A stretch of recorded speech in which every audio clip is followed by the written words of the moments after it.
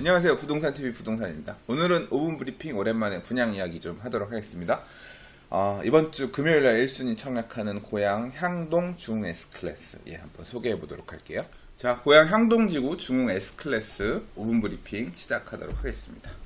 향동지구 위치 아시나요? 네, 여기 보시면 여기 지금 상암 은평 이렇게 써졌죠? 이 고양시인데요. 이 상암동 디지털 미디어 시티는 상암이 있고, 그 옆에가 이제 수색 증산 뉴타운이 있고, 딱 그 경계가 이제 여기가 경기도 고양시 향동지구입니다. 이렇게 길쭉하게 생겼습니다. 그래서 서울을 접하고 있는 북서부권에 이쪽에 국방대학교 있고, 요 밑에가 이제 고양 덕은지구고요. 요렇게가 이 향동지구예요. 그리고 이제 이쪽으로 넘어가면 행신, 이제 일산 가는 쪽이죠. 그래서 이쪽에 가면 이제 보금자리 주택 중에 위로 올라가면 이쪽에 이제 구파발 넘어서 이쪽에 삼성지구가 있고, 이제 분양 나올 지축지구가 이쪽이고요. 그 다음에 이쪽에 가면 이제 원흥 택지지구가 또 이 삼성 옆에 이제 이렇게 있죠. 근데 이제 지리상으로 보면 바로 서울에 붙어 있는 위치가 이 향동지구입니다. 그래서 입지상으로 보면 굉장히 좋은 위치라고 할 수 있어요. 이 향동지구는 보금자리 주택 사업으로 이제 그 택지 조성을 한 거고요. 그래서 총 계획된 사업 면적이 그렇게 큰 단지는 아닙니다. 그래서 전체 사업 규모가 7,822세대 정도 돼요. 한 23,200명 정도 그 정도 수용할 수 있는 규모고요. 사업 기간은 2009년 10월, 그러니까 보금자리 택지지구니까 이명박 대통령 시절에 그때 막 2009년에 부동산 가격 오르고 하니까 보금자리 주택 공급하겠습니다 라고 해서 그 당시에 시작을 해서, 원래 계획은 2018년 12월 31일까지로 계획이 되어 있는데, 실제로는 지금 작년에 이제 첫 분양들이 있었는데 요거 입주가 2019년이거든요. 그러니까 뭐 기간은 조금 늘어난다고 보셔야겠죠.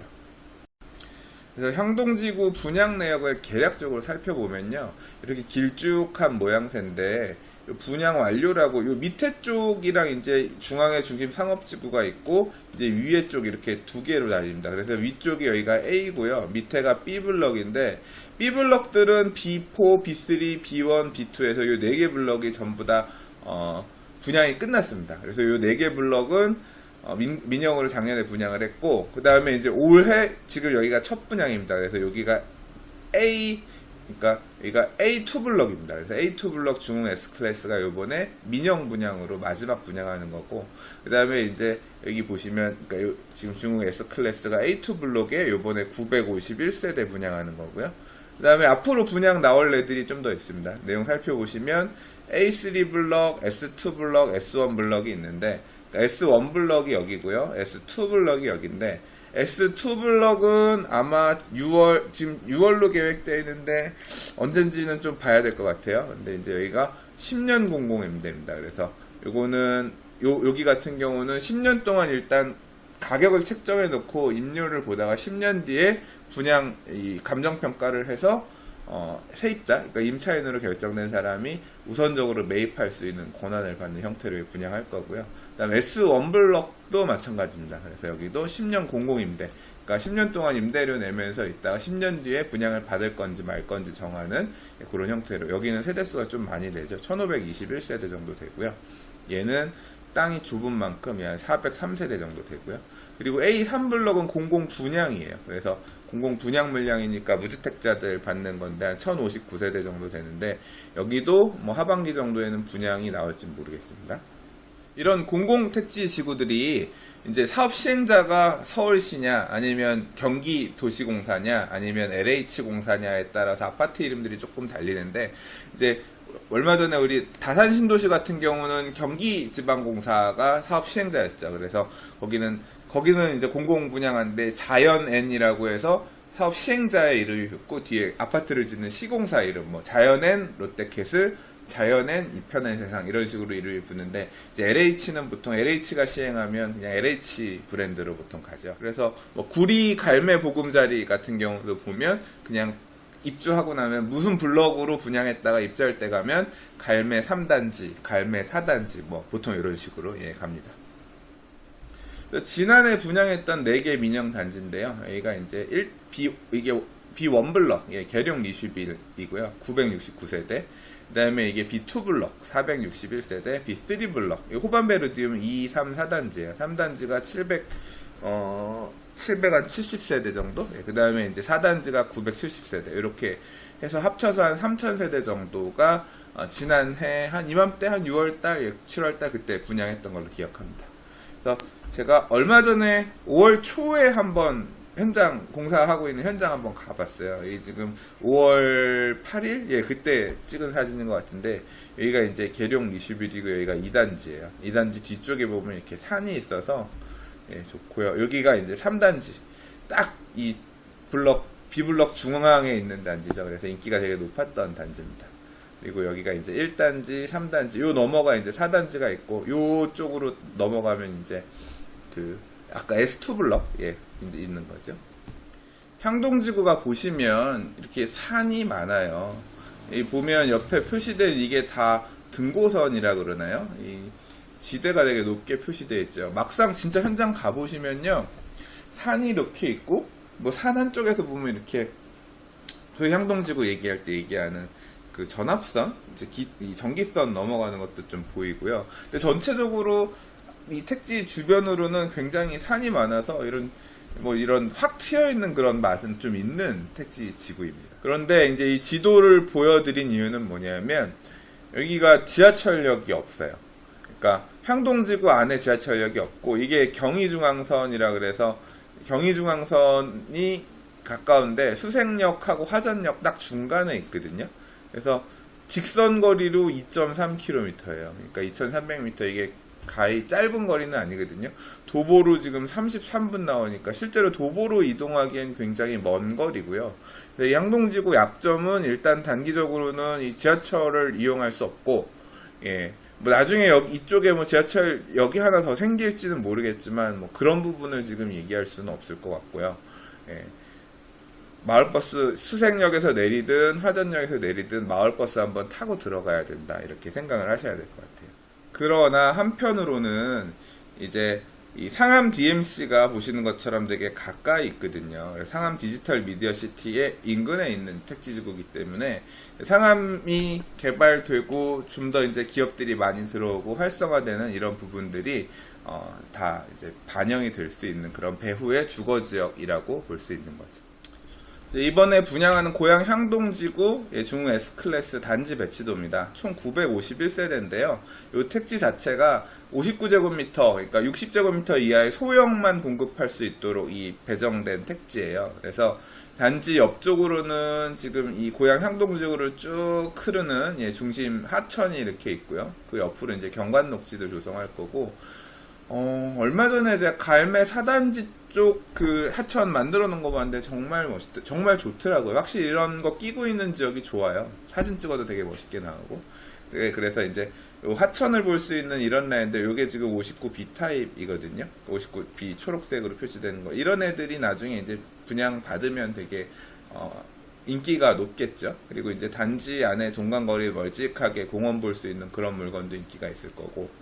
그리고 여기 옆에 보면 초등학교 예정부지랑 중학교 예정부지가 있어서 단지에서 학교도 초등학교 중학교도 가까이에 보낼 수 있는 게 또 꽤 장점입니다.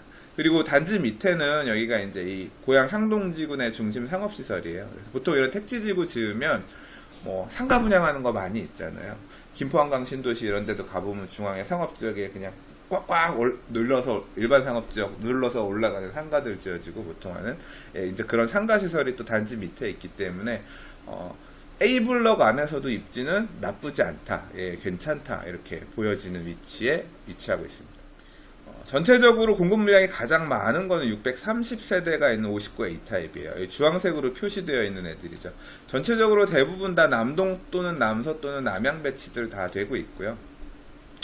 그리고 이게 59, 그래서 AB 타입 물량이 많은데 요게 판상형 포베이 구조입니다. 평면은 곧 이어서 제가 보여드릴 건데요. 그리고 59 CD 같은 경우는 이렇게 요 색깔로 보시면 요 파란색이나 아니면 이 코너에 껴있는, 코어에 껴있는 이 보라색인데, 이런 애들이 이제 끝에 부분, 그래서 타워형 구조로 되어 있는 이런 형태입니다. 요새는 택지지구에 짓는 아파트들도 건물 디자인은 이쁘고 괜찮은 것 같아요.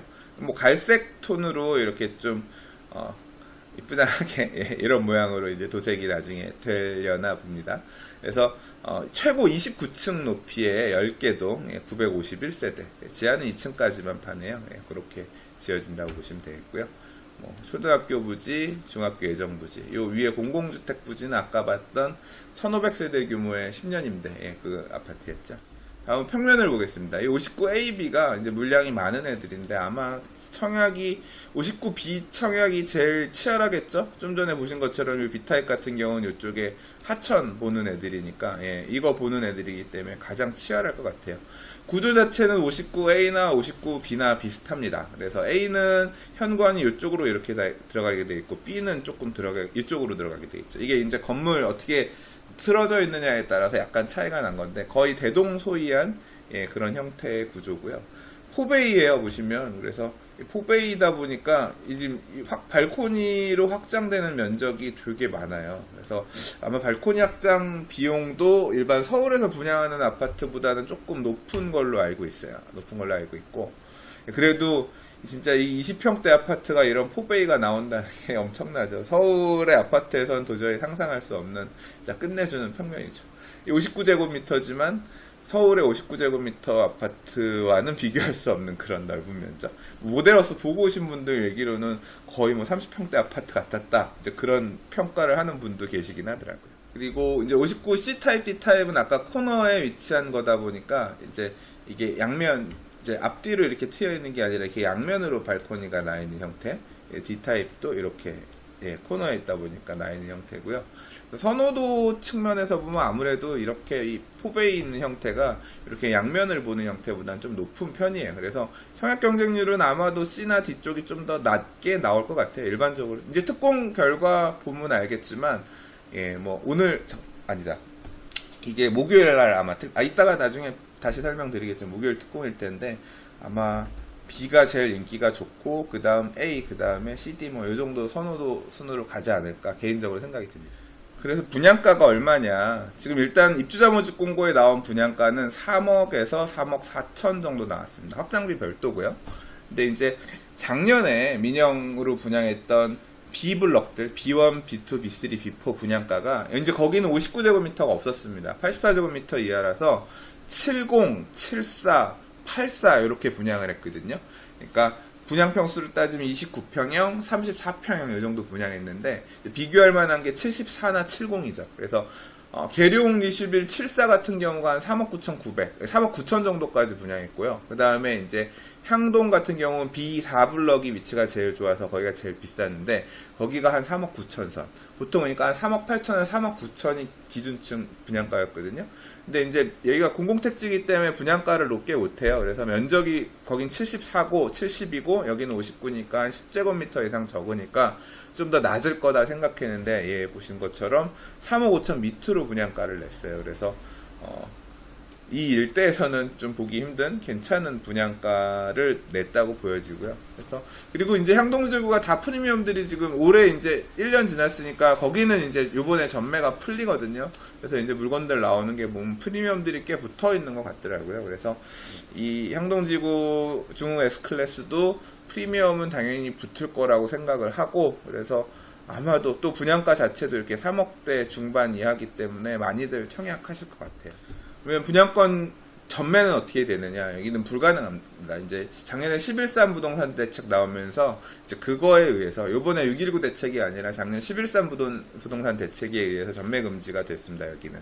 그래서 분양권 상태에서는 못 파시고요. 무조건 등기하셔야 됩니다. 그러니까 등기 치고, 등기 치면 주택으로 보유하는 거 되기 때문에 바로 팔면 또 양도세 55%니까 또 1년 지나고 나서 팔아야 되니까 최소한 공사기간 3년에 주택으로 보유기간 1년 이상, 보통 뭐 임대 놓는다고 하면 2년 또 놔야 되니까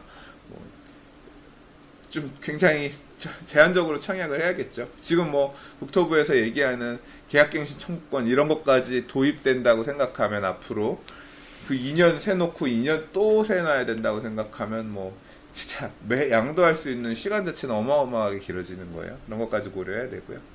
입주자 모집 공고는 6월 23일 지난주 금요일에 견본주택 오픈하면서 났습니다. 그래서 그때 기준으로 청약 조건들 이게 갈리니까 날짜 주의하시고요.